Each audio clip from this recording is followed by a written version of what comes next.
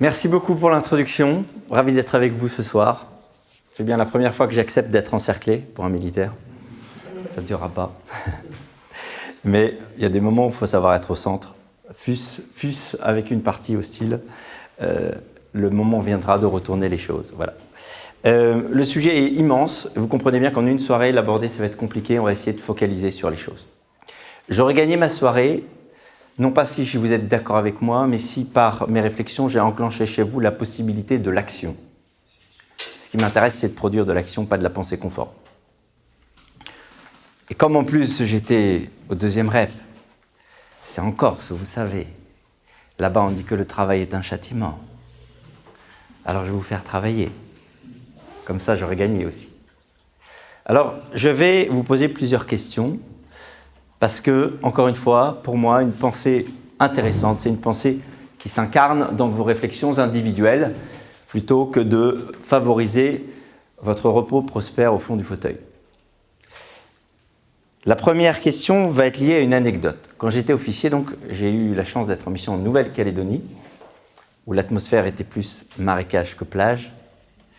J'ai appris comment on pouvait se planter dans un marécage quand on saute en parachute. C'est rigolo.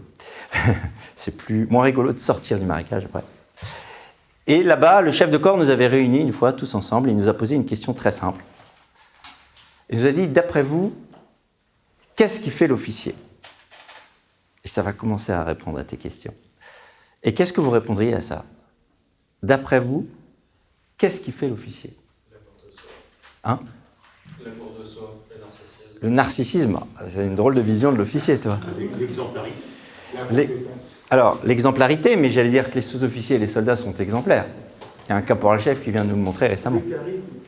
La compétence, quelle compétence ? Le courage. Le courage, mais pareil, c'est une qualité attendue. Mais les sous-officiers et les militaires du rang sont courageux aussi. Le sens de la décision. Sens de la décision, commence à m'intéresser. La capacité à trancher. Capacité à entraîner, mais pareil, il y a beaucoup de sous-officiers qui ont cette capacité-là. Capacité à trancher. Je vois un binôme qui est en train de se constituer là. L'esprit de corps. L'esprit de corps, mais pareil, c'est une qualité, mais sous-officiers et soldats l'ont aussi. La prise de risque. La prise de risque, mais pareil. Soldats et... ouais. Une vision d'ensemble. Vision d'ensemble. La tempérance. La tempérance. Le discernement. Le discernement. Et le mot magique, le vainqueur de la soirée, est le discernement. C'est-à-dire que le mot magique qui coalise tout ça, le mot magique qui coalise la capacité à décider, la vision d'ensemble, la tempérance ou même la prudence d'ailleurs, en termes de vertu, ben ça s'appelle le discernement. Quand vous regardez comment est structuré notre monde actuellement, que ce soit au niveau scolaire ou au niveau politique, à quoi sert-il de savoir tout sur tout si au moment du danger ou de la situation nouvelle, on n'a pas en soi une capacité d'appréciation qui donne la décision ? Savoir tout sur tout, c'est une ambition de dictionnaire. Hein. Et ça tombe bien parce qu'un dictionnaire, on ne l'emporte pas à la guerre en fait, c'est trop lourd. Notre valise, ça s'appelle notre cerveau. Clémenceau disait, des polytechniciens, j'espère que je ne froisse aucun polytechnicien, on aurait pu dire ça à d'autres grandes écoles, il disait des polytechniciens, ils savent tout, mais rien d'autre. Parce que toute la vie opérationnelle, elle est dans le rien d'autre, en fait. Quand vous partez à la guerre, vous ne prenez pas un docteur en histoire militaire. Savoir au service, heure par heure, ça vous arrange. Comment, quand vous avez une situation nouvelle qui vous tombe sur le coin du nez ? Vous n'allez pas restituer votre savoir, vous allez faire face à un inconnu pour le traduire en décision. Donc vous comprenez bien, on revient au discernement, comment à tout prendre, plus vous allez monter dans la hiérarchie, plus là où vous êtes convoqué, ce n'est pas sur votre savoir, c'est sur votre capacité à absorber ces éléments nouveaux pour leur donner une portée. Donc moi, ça a été une double découverte. D'une part, parce que je suis un miracle scolaire. Même si j'ai fait Saint-Cyr, je pense que c'était l'année où il y avait des contrats emploi solidarité. J'ai redoublé plein de fois, mais je m'apercevais que soudainement, cette qualité qui m'était assez naturelle prenait tout son sens. Et que jamais on m'avait attendu ou convoqué sur ce sujet-là, alors qu'à tout prendre, c'était la qualité principale. Et la deuxième chose, ça je viens de vous dire, c'est de prendre conscience qu'on peut former un chef à être bon dans toutes les matières, d'être une sorte de Juppé du combat, face au danger, ça ne sert à rien. Parce que, à tout prendre, toutes ces qualités, si elles ne s'articulent pas sur une intelligence de situation qui percole le danger en décision, ça ne sert à rien. La légitimité d'un chef n'est pas de savoir, mais de permettre. Et pour permettre, il faut le discernement. Clair déjà pour vous? Je vous donne déjà une première définition du discernement en tant qu'affaire. Et je vous en donnerai une deuxième tout à l'heure, à la 18e sous-partie, vers 23h42. Non, je rigole.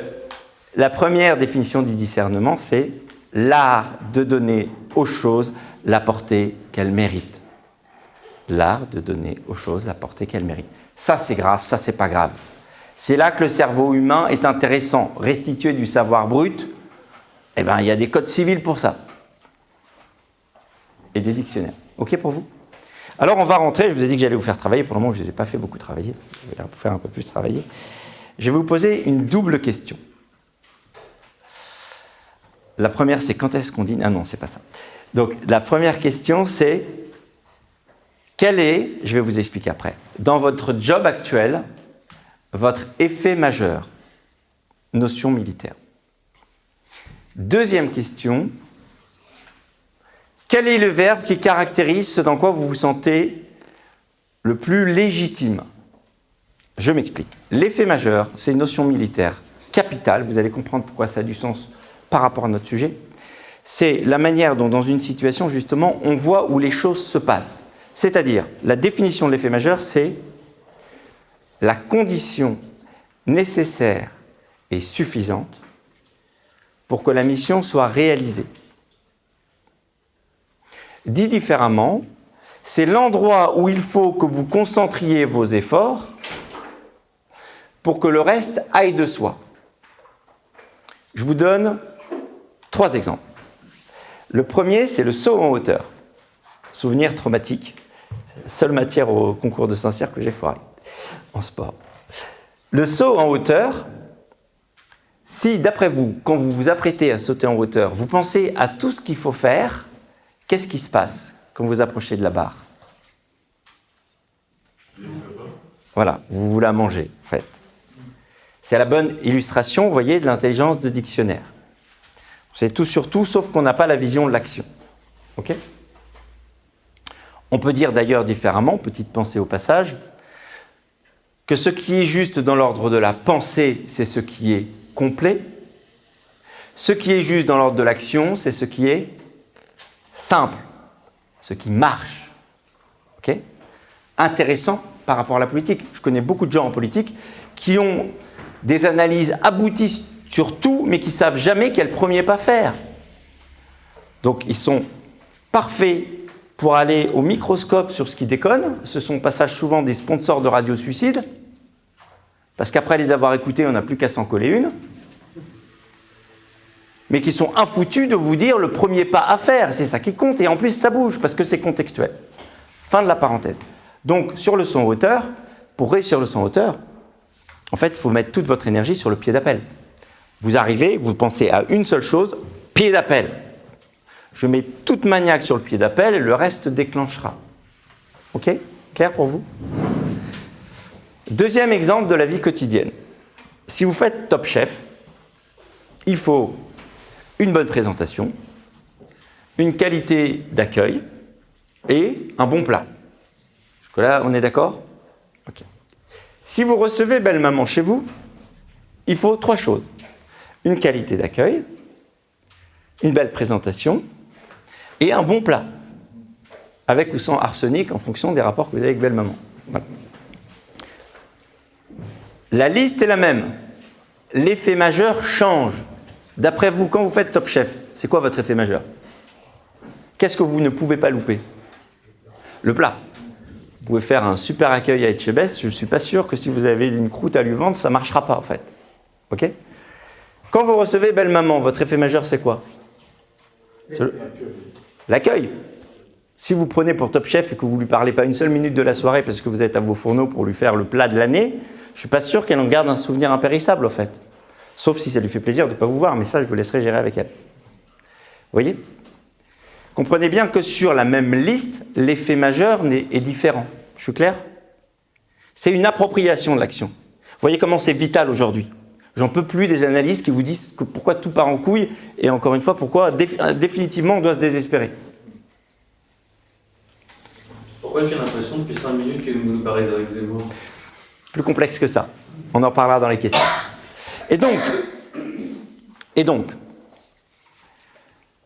la question que je vous pose ce soir, c'est vous, dans vos métiers, parce qu'encore une fois, c'est intéressant, et que quoi que soit l'avenir après de la politique, vous aurez tous un rôle à jouer dans vos lieux respectifs, dans vos espaces de règne respectifs. Quel est votre effet majeur? Je vous donne, excusez-moi, un dernier exemple. Je passe du temps là-dessus parce que c'est important que vous vous appropriez au niveau individuel les choses. Si je suis directeur commercial, que je vends un produit, ok, si je suis tout seul à vendre un produit basique, on peut dire que mon effet majeur, c'est convaincre.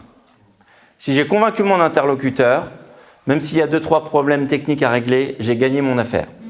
Ok? Si je vends un produit hyper technique, avec des points d'entrée limités, ok? D'après vous, est-ce que mon effet majeur, c'est toujours convaincre?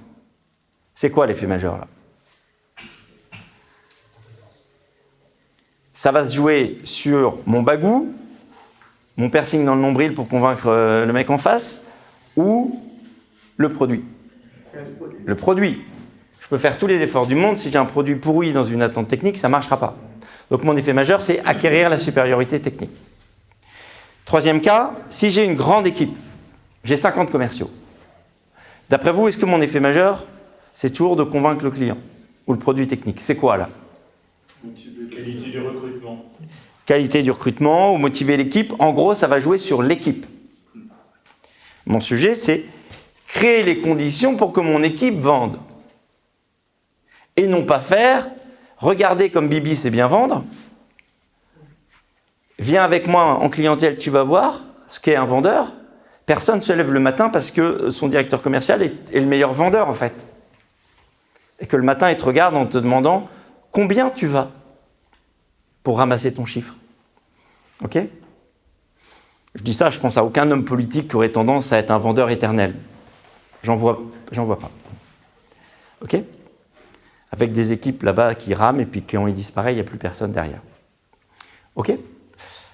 Donc comprenez bien que là, j'ai 3 cas, même métier, chaque fois mon effet majeur change. Je suis clair ou pas pour vous? Donc première question pour vous, désolé, ce soir comme ça, travaillez les cerveaux. Quel est mon effet majeur? Ok? Deuxième question, si vous deviez vous résumer par un verbe qui parle de votre personnalité, ce serait quoi? Picoler et dormir, ça ne marche pas. Et contredire non plus. Mais belle tentative. Je vous laisse juste 1 minute. Enfin, cela dit, vous avez eu le temps de réfléchir avec tous les exemples que je vous ai donnés. Qui est prêt à se jeter à l'eau pour me donner son effet majeur et son verbe?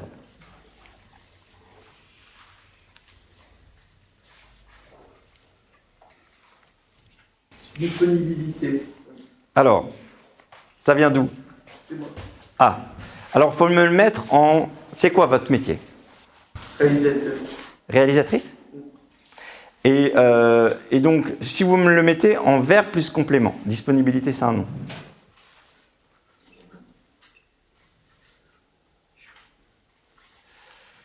En gros, pour vous, je vais vous aider un peu. Vous pensez que c'est d'abord la qualité de votre conception qui est le plus important, après ça va suivre? Ou c'est plutôt justement la manière dont vous générez une dynamique d'équipe pour que les gens aient envie de faire? Ou c'est plutôt la manière dont vous, par exemple, vous priorisez tout le temps parce qu'il y a tellement de tâches que les gens ont besoin de savoir par quoi il faut commencer? Ça se joue où? Le plus important? Prioriser. Prioriser? Ok. Et maintenant, le verbe qui est le vôtre, c'est quoi? D'après vous, qui caractérise votre personnalité? Trouver des solutions. Trouver des solutions de manière générale? Ok. Donc, merci beaucoup. Je ne ferai pas de coaching en live. Mais, on voit après, sinon je rigole. Mais pourquoi je vous donne cette image-là? C'est à titre un peu pédagogique. Je dis dans mes métiers que je suis un ostéopathe des organisations. ce n'est pas que le résultat d'une cuite, c'est aussi parce qu'il y a un sens derrière. C'est quoi? C'est que je mesure l'écart qui existe, normalement j'ai un tableau mais je vais faire avec les mains, ça s'adapte, entre la personnalité de quelqu'un et la nature de son poste. Si votre prénom c'est... Si ce qu'elle aime, c'est trouver des solutions, donc être la personne qui en permanence répond aux sollicitations sur des sujets précis, et qu'on lui demande d'être en retrait pour sans cesse prioriser, elle est potentiellement en zone de crampe. C'est-à-dire qu'elle aimerait être directement dans les sujets, et on la convoque à côté. Ça vous parle? Voilà. Est-ce qu'il y a un deuxième candidat, et puis après on... Merci. Donner, pour le mot. Et donc ton métier? On va dire militant. On va dire ça comme ça. Parce qu'autant dans une entreprise que dans une structure, faudrait une idée générale, j'ai pas de métier précis à ce jour. Ok. On va dire donner. Et pour l'effet majeur, ce serait huiler une machine. Pour l'effet majeur, oui. Donc, ouais, côté un peu facilité, plutôt au niveau relationnel ou plutôt en termes d'organisation? Relationnel. Ok. Bon. Merci. Donner, je réagis, c'est utile. Donner, c'est un verbe moral. Petit aparté aussi. On a souvent une vision très morale des choses. Vous parliez d'exemplarité. Louis XVI était exemplaire en tant que personne. Est-ce qu'il était exemplaire en tant que roi? Je ne suis pas certain. Vous voyez? Donc on a souvent un biais. C'est un gros problème que je vois d'ailleurs souvent dans les analyses de leadership où on va parler juste de magnanimité ou juste de grandeur. Être magnanime, Louis XVI était magnanime, mais il n'a pas été dans son rôle de roi. Parce qu'il y avait une question d'écart, justement. Il n'était pas forcément dans la plus grande expression de son talent. Vous voyez ce que je veux dire? Donc cette vision sacrificielle dont on est très fort, on a perdu, mais c'est pas grave parce que c'était dignement, il y a un moment, ça ne marche plus. Et donc, vous voyez bien que la vision morale des choses, elle est insuffisante. Le moral, il est vital, mais c'est les bras en escalade. Vous connaissez beaucoup de gens qui font tout avec les bras en escalade? Qu'est-ce qui pilote en escalade? Les jambes, votre personnalité. Les bras sont faits pour les passages en surplomb, quand ça commence à craindre sévère et qu'il faut du moral en plus. Vous voyez? Et donc, se définir par du moral, tu me sers, hein, je suis désolé, se définir par du moral, c'est bien, mais c'est insuffisant. Encore une fois, ça résumerait à dire, parce que si Louis XVI a dit, moi, mon métier de roi, c'est de donner, ouais, mais ouais, t'as bien donné, y compris ta tête, hein, mais on aurait aimé que tu décides avant, et que tu envoies des baïonnettes sur des fessards au jeu de paume, en fait. Voilà. Et donc, vous voyez bien la nécessité de se connaître pour savoir ce qu'on va donner d'intrinsèque. Alors, souvent, les militaires, quand je les interroge sur leur verbe, ils me disent « s'adapter ». Et je leur dis « s'adapter, c'est une ambition de pâte à modeler ». Il ne faut pas s'étonner d'être tordu après, dans tous les sens. Ok? Donc, donner, c'est canon, mais c'est insuffisant. Toute l'idée serait pour toi, je ne vais pas aller plus loin, savoir si tu es effectivement dans la relation, si ce que tu adores, c'est soit convaincre, soit accompagner, soit faciliter, c'est nickel. Si tu vois que ton métier, c'est toujours de mettre de l'huile dans les rouages, alors que tu es plutôt un créatif qui préfère être un peu peinard, ou plutôt en retrait, etc., il y aurait crampe. Ouais, je comprends. Tu vois l'idée? Voilà. J'insiste pas. Pourquoi je commence par là? Parce que ce soit dans la vie personnelle comme en politique, il y a un moment donné, Napoléon, il n'y a pas de plus grande immoralité que de faire un métier que l'on ne sait pas. Il y a un moment donné, il faut se poser la question de qui on est pour faire le métier. Pourquoi il y a une difficulté en politique depuis 200 ans minimum, mais depuis 40 ans en particulier? Parce qu'il y a une erreur de casting structurel. À partir du moment où l'élection est une vente, on élit des vendeurs en fait. Donc on a structurellement une logique qui favorise les candidats de métier, qui sont élus et qui ensuite ne savent plus faire derrière. Le type qui est au-dessus de vous, là, sur l'image, il a théorisé tout ça, il a écrit des bouquins là-dessus. Oui, mais moi ce qui m'intéresse, c'est de le traduire au maximum au niveau pratique. Parce que, encore une fois, quand on est sur le terrain, on n'a pas des bouquins. Si j'en écris aussi des bouquins. Mais l'idée, c'est de d'actionner ça. Et au passage, petit aparté là-dessus. qui est là aussi du bon sens, mais on va y venir. Les idées clivent, le bon sens rallie. Chaque fois que vous avez quelque chose d'essentiel à dire, faites-le systématiquement sur la base du bon sens, plutôt que de dire « est-ce que vous vous rattachez à telle idée ou à tel mouvement ?» Ça, c'est des logiques d'appartenance qui sont inhibitrices structurellement de l'action. Ça a quel sens de dire « tu fais partie du clan ou pas ?» Quand Henri IV nous écoute, on est là pour rassembler. Rassembler sur du bon sens et de l'action, pas pour créer des apparentements d'étiquettes et des tamponnages de fessards en disant « t'es plus ou t'es plus moins » de telle appartenance. Vu l'esprit. Plus vous allez sur le bon sens rallie, les étiquettes clivent. Alors, une fois qu'on a compris ça, j'insiste lourdement sur ça au départ, vous voyez, toute l'idée pour vous, pour pouvoir être durable, et s'il y a un seul mot à comprendre de toute ma soirée, c'est la durée, avec ou sans macaron, j'ai pas de... Voilà. L'essentiel de la durée, c'est d'être à une position juste et de pouvoir avoir les bonnes configurations pour ça. 3 idées. Ça fait combien de temps que je vous parle déjà? Que je vous assomme pas plus? 25 minutes. 25? Pas suffisamment. Pas suffisamment. Ah. Vous voyez, il y a 3 idées que j'aimerais développer avec vous une fois qu'on a vu tout ça. La première, c'est se connaître. J'ai commencé à vous lancer dessus. Pour pouvoir durer, il faut partir de soi et de savoir ce qu'on est. La deuxième, c'est s'entourer. La réponse à la complexité, ce n'est pas l'homme supersonique, c'est l'équipe complémentaire. La troisième, c'est durer dans la difficulté. Comment je me configure pour traverser les difficultés tout le temps? Et pour traverser les difficultés tout le temps, je ne vais pas me référer à une encyclopédia universaliste, encore une fois. Il va falloir que je sois configuré à l'intérieur pour traverser et transformer les dangers en décisions. Ok. Alors, sur la première idée, j'ai volontairement voulu vous le faire sentir. Il faut acter une chose très simple, c'est qu'on est tous prêtres, prophètes et rois, mais il y a bien des prêtres, des prophètes et des rois. C'est-à-dire qu'on a tous un moteur inné de personnalité. Un prêtre, ou quelqu'un de relationnel, c'est quelqu'un qui produit d'abord du lien. Un cérébral, ou prophète, c'est quelqu'un qui produit d'abord un contenu. Et un roi, ou décisionnel, c'est quelqu'un qui produit de la décision d'abord, donc discernement. Je vous donne un exemple très simple pour vous l'illustrer. Si vous prenez un médecin Mère Teresa, un médecin expert-chercheur ou un médecin urgentiste, ils peuvent avoir sur le papier le même CV. Qu'est-ce qui va changer? Dans la durée, leur quête et leur légitimité va être différente. Le médecin Mère Teresa, pour lui, tout est prétexte à la relation. Vous lui mettez 200 fois la même pathologie, ça ne lui pose aucun problème, il rencontre 200 personnes. Vous voyez? Sa légitimité, sa satisfaction, c'est d'accompagner des gens par la qualité de son lien. Si vous mettez un médecin expert-chercheur, lui, sa quête, c'est le contenu qu'il produit.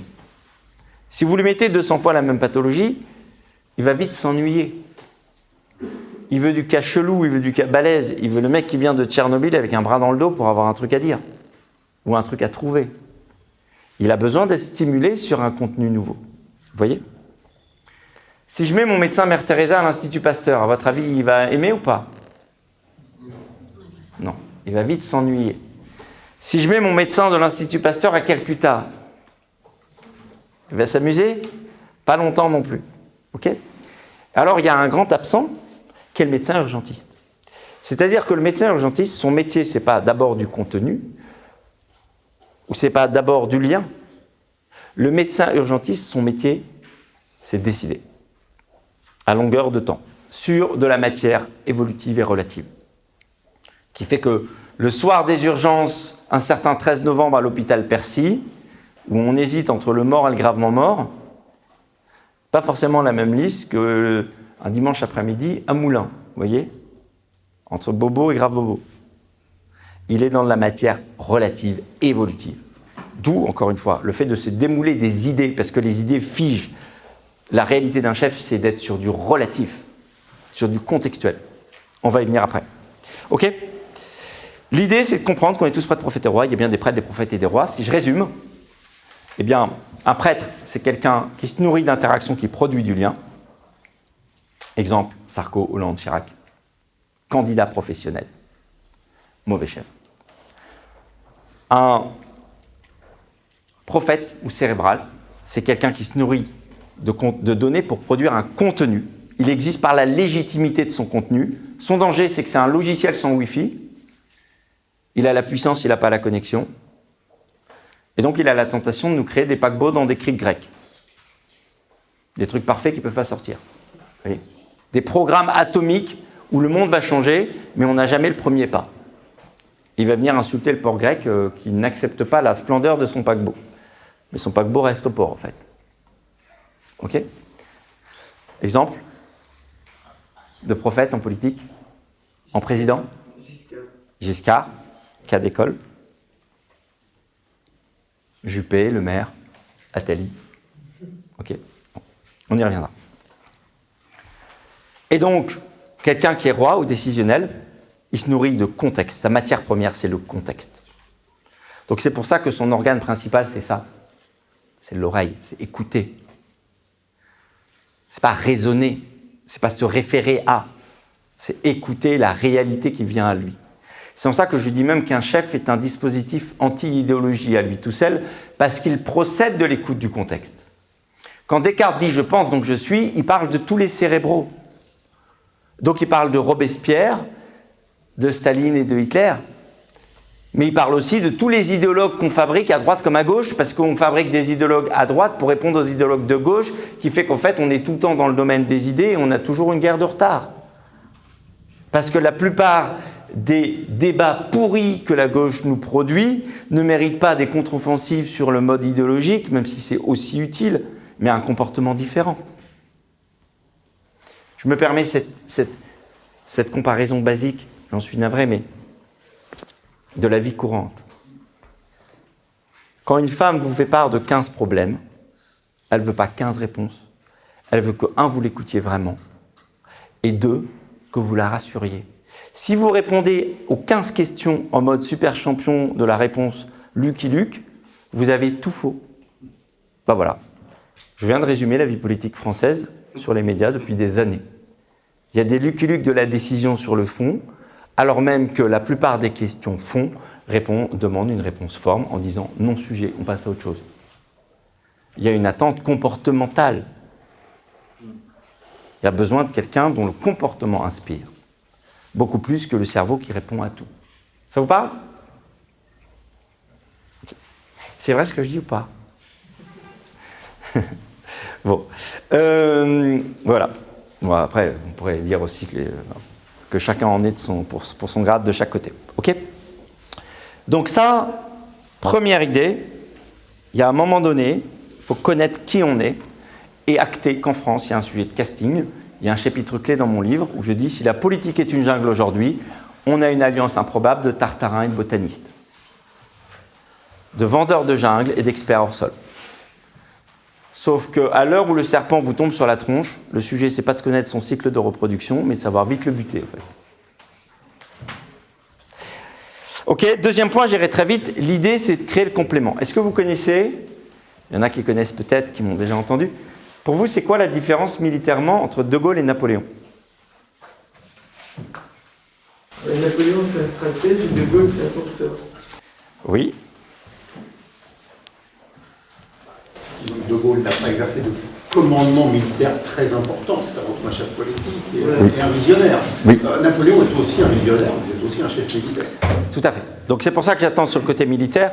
Souvent, hein, c'est pour rigoler la question un peu sous-jacente. Pouvez-vous me citer une bataille gagnée par De Gaulle ? Voilà. Non, c'est pas une victoire, mon cas. C'est pas une victoire. Même Patrice Guénifet là-dessus, très clair. Donc voilà, ça fait sourire, mais pourquoi ? Parce que De Gaulle est un penseur militaire. Je dis dans un monde où il y a beaucoup de penseurs. Où la France s'est affaiblie, alors que Napoléon, il arrive dans un contexte où la France est toute puissante et où elle a une démographie incroyable pour pouvoir mater tout le reste de l'Europe. Et ça, c'est quand même une différence qui est radicale. C'est plus compliqué que ça quand même. Hein.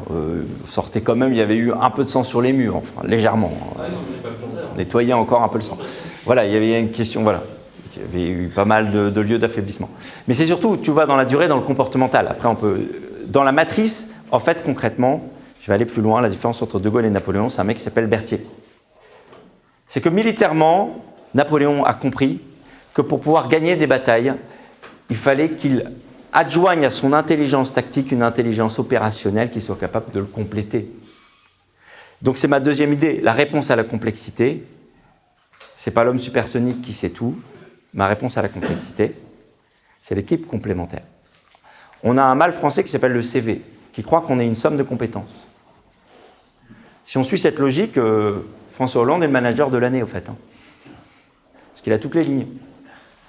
OK ? Ou tournesol. Prof en management. Bon, voilà. Et donc, le sujet, encore une fois, c'est pas de comprendre l'exhaustivité de tout, c'est de voir le fonctionnement. Donc, plutôt que de vouloir être bon partout en apprenant le module, complétez-vous d'intelligences différentes des vôtres. Ce que je préconise aujourd'hui, hein, c'est que tous les candidats devraient se présenter en équipe. Et que quand vous avez, parce qu'il y a des têtes de gondole qui vont avoir du mal à renoncer à leur leadership, qu'ils aient l'humilité de se compléter. Et quand on a Einstein en liberté ou Séraphin Lampion en liberté, qu'on lui trouve un Bijard en numéro 2 pour que ça tienne la route. Il faut en fait proposer, je n'irai pas plus loin dans la deuxième partie, j'étais bavard, j'aimerais me consacrer sur la troisième partie. Je peux tenir 2 jours et demi sur le sujet, donc je vais me calmer. Mais vous voyez, l'idée du complément. Et dans cette idée de complément, retenez qu'il faut garantir la fonction discernement. Il faut qu'il y en ait un dans la bande qui soit une garantie discernement. Sinon, ça déraille. Hein. Je vous donne juste une image là-dessus. Un dirigeant qui m'avait dit ça un jour, il m'a dit, c'était assez drôle, il m'a dit, est-ce que tu n'aurais pas un livre pour savoir comment gérer mes collaborateurs ? Je me dis, c'est bien une question de grande école, là aussi. Et je lui dis, non, j'ai mieux, j'ai un adjoint. Et je lui ai donné cet exemple. Je lui dis, tu es un aigle. Tu montes très haut et tu descends très bas. C'est super, éblouissant. Sauf que je ne sais pas si tu t'es aperçu, derrière toi, il y a une formation en oie sauvage, en V, là, qui s'appelle ton équipe. Et tu vois, si tu continues à faire l'aigle devant, là, ben derrière, ça vomit. Donc, soit tu trouves le vol stabilisateur de l'oie sauvage, mais tu as un aigle, donc tu vas avoir du mal. Soit tu trouves une oie sauvage leader pour stabiliser la formation. Retenez ça souvent dans les mouvements. Quand vous êtes un aigle qui va partout, stabilisez l'équipe avec quelqu'un qui a le sens, l'intelligence et le rythme de l'équipe. Le rythme humain n'est pas le rythme des idées. Et voyez pourquoi la vie politique aussi, on a des lois qui tombent à une vitesse incroyable sans jamais avoir prévu quelque chose d'exécutable et donc ça ne suit jamais. Voilà. Je pense par exemple au contrôle des 2 derniers confinements. Voilà. Et à un moment donné, ça ne suit plus. Dernier point, durer dans la difficulté. J'aimerais insister, vu que le temps est court, sur seulement 2 points. Le premier point, c'est, d'après vous, c'est quoi un leader ? Celui qui fixe un cap. Celui qui fixe un cap. Celui qui sait faire suivre ses décisions. Celui qui sait faire suivre ses décisions. Celui qui inspire le respect. Bon, et qui fait suivre, ok ? D'autres choses ? Bon, là où... Hein ? Vision long terme. Vision long terme, bon. Là où j'insiste, c'est de bien comprendre que c'est bien d'entraîner derrière soi, mais à quoi sert-il, c'est l'arrière du bouquin, à quoi sert-il d'entraîner du monde derrière soi, si on ne sait pas où l'on va ? Et que certes, un leader entraîne, mais ça sert à quoi s'il ne sait pas justement connaître le chemin, s'il n'est pas capable de donner par étapes la direction ? Si on considère qu'un leader, c'est quelqu'un qui s'est entraîné derrière lui seulement, dans ce cas-là, Hanouna et Nabila sont les leaders de demain. Parce qu'il y a du follower en ligne. Ok ? Donc, à tout prendre, c'est là où ça se joue. Ça se joue sur la capacité, par étape, à trouver la direction. D'où le discernement. Et là-dessus, 3 modèles de leaders, pour vous expliquer l'histoire. Il y a 2 faux leaders, ça va répondre à ta question. Il y a les leaders centripètes. Les leaders qui embarquent les gens autour d'eux. Modèle Sarko. Vous voyez ? Il y a 3 problèmes avec ces leaders. Un, ils sont clivants. Ils disent, et je suis désolé parce que c'est omniprésent en politique, ils disent « Me suivre, c'est rentrer dans une intimité émotionnelle avec moi. Il y a ceux qui font partie de la bande et ceux qui ne font pas partie de la bande. » C'est des chefs de bande, en fait. Ils clivent. Le comptable blafard ou l'introverti de service, il ne rentre pas dans le jeu. Deuxième problème, c'est que ce mec-là est aléatoire. Je pense à quelqu'un qui serait au pouvoir. Je dis que c'est un intermittent de l'éclat. Il est illisible. Ok ? Passage. Prenez Macron, il est plus proche de Trump que de Poutine. Ils ont des coups d'éclat, mais ils sont illisibles. Là où Poutine, quoi qu'on puisse penser par ailleurs de son régime, que je n'aimerais pas forcément subir, mais il y a une trajectoire. Il y a une trajectoire. Ok ? Le troisième problème d'un leader centripète, quand il disparaît, il reste quoi ? Rien. Cas d'école, un certain parti qui s'appelle les Républicains, je crois. Trou noir, depuis le départ de Sarko. Vous voyez ? Et à tout prendre, s'il y a une seule question, vous voyez un leader, on fait que ça continue derrière lui. Ça me fait penser à un certain adage, le mort saisit le vif. Là, il y a une continuité. L'autre forme de leadership qui nous trompe, c'est le leadership centrifuge. C'est celui qui s'occupe de tout le monde. C'est le modèle Hollande, en fait. Vous voyez, la grenade dégoupillée qui s'auto-explose. L'homme qui a voulu plaire à tout le monde et qui finit détesté de tout le monde. En dehors de Julie en France, je me demande qui aime encore François Hollande. Voilà. Non, j'exagère, mais voyez, à vouloir plaire à tout le monde, on finit parce que ce n'est pas tenable par se faire détester de tout le monde. Ok. Et donc, c'est aussi pour moi, bien souvent, l'image, entre guillemets, du leader catho qui veut être gentil, qui va s'occuper de tout le monde. Je suis gentil, je suis un bon chef. Non, tu n'es pas payé pour être gentil. Tu es payé pour embarquer sur la mission. Et donc, c'est quoi justement un leader authentique ? C'est quelqu'un qui est centriforce, c'est-à-dire qu'il est centrifuge autour de la mission. Il met les gens en orbite sur la mission. Son sujet, c'est d'embarquer les gens sur la mission. L'axe central de tout, c'est la mission. C'est quoi la définition de la mission ? C'est l'actualisation du débouché collectif. Actualisation. Pourquoi actualisation ? Parce que ça ne sert à rien de déployer des troupes si on est toujours à côté de la plaque. Donc on revient à mon discernement. Actualisation, discernement. Pour par étape dire sans cesse quel est le débouché. Si je suis ma logique là, vous voyez, de trajectoire, on peut considérer que déjà je réponds au centripète, c'est-à-dire que 1, tout le monde a sa place. Mon comptable blafard, je lui ai donné une place parce que je lui dis à quoi tu sers dans la mission. 2, je passe mes journées non pas à dire aimez-moi, suivez-moi dans mes aléas, je leur donne tout le temps des débouchés. 3, si je disparais, qu'est-ce qui reste ? La mission. Parce que j'ai dit aux gens, en quoi tu t'articules sur la mission ? Et donc, comment tu continues ? Si je le traduis dans le temps, retenez cette image simple, j'arrêterai là-dessus, je vous donnerai une dernière idée, on conclut. Si je donne une image simple, c'est comme en montagne. Il y a 2 écueils en montagne. Soit il y a les incantateurs de sommet. Il y a les gens qui sont convaincus que parce qu'indéfiniment, ils vont vous célébrer le sommet, la France éternelle, du coup, vous allez marcher. Quand vous êtes en contrebas de la montagne, qui fait moins 15, vous avez un sac à 20 kg, vous avez un moral de hamster, ce n'est pas l'incantation du sommet qui vous fait marcher. Hein. Et l'autre opposé, c'est en marche. On y va, mais on ne sait pas où. Ok ? Tant que je suis au centre, tout va bien. Le juste équilibre, c'est quoi ? Le juste équilibre, c'est celui qui donne des cols. En montagne, quand vous êtes en bas, vous avez besoin d'un chef qui vous dit vu où on est, le prochain débouché, c'est là. On y va. Chaque col est une redéfinition de paysage. C'est un contexte nouveau qui se déploie et qui produit un discernement nouveau et qui amène chaque fois un débouché nouveau. Ok ? Clair ou pas cette idée de col ? Ça veut dire concrètement, être chef, c'est un professionnel des étapes. Ce n'est pas un incantateur d'absolu. C'est quelqu'un qui vous donne un débouché à hauteur d'homme à portée de main et qui ne le fait pas avec de l'idéologie parce que l'idéologie fige des choses en dehors du temps. Il le fait avec une écoute contextuelle. Ça m'amène à mon dernier point qui est justement, c'est quoi le discernement, comment ça se passe ? Je vous ai promis une deuxième définition, donc je vous la donne. Le discernement en fonctionnement, c'est de l'écoute accumulée jusqu'à l'évidence. C'est de l'écoute, en fait. Écoute, écoute, écoute. C'est pas du raisonnement. Je sens que je suis en train d'achever mon auditoire ici, qui commence à s'ensommeiller. C'est de l'écoute accumulée jusqu'à l'évidence. Le discernement, c'est de l'écoute. C'est comme la mer de Renault. C'est pas l'homme qui prend la mer, c'est la mer qui prend l'homme. C'est pas l'homme qui prend la décision, c'est la décision qui prend l'homme. Hein, Louis XIV a une très belle phrase là-dessus, il dit « Gouverner, c'est laisser agir la facilité du bon sens. »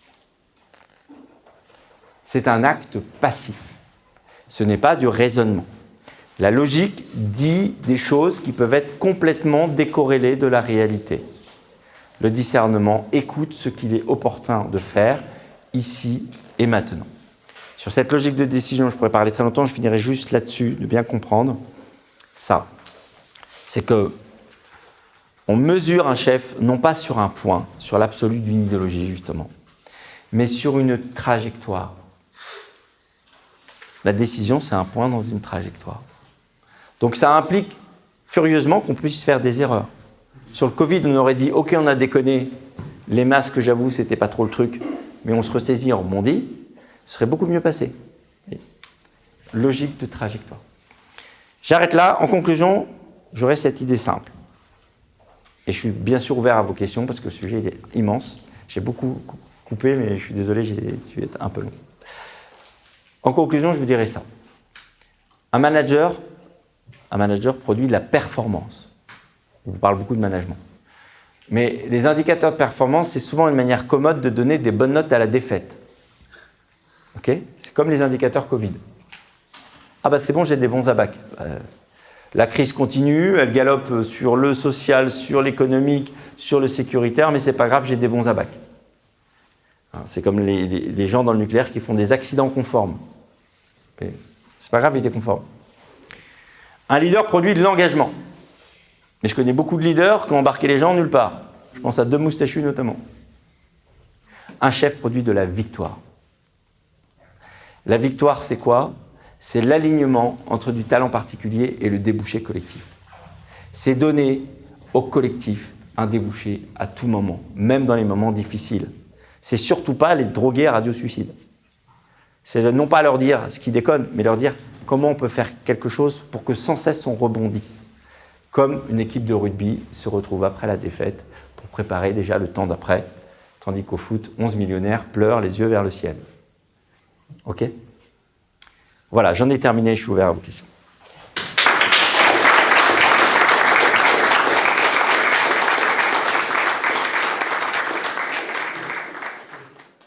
Chers camarades, si tu veux plus de contenu, de réinformation, d'éducation populaire et de formation intellectuelle, n'hésite pas à faire un don sur notre page Tipeee.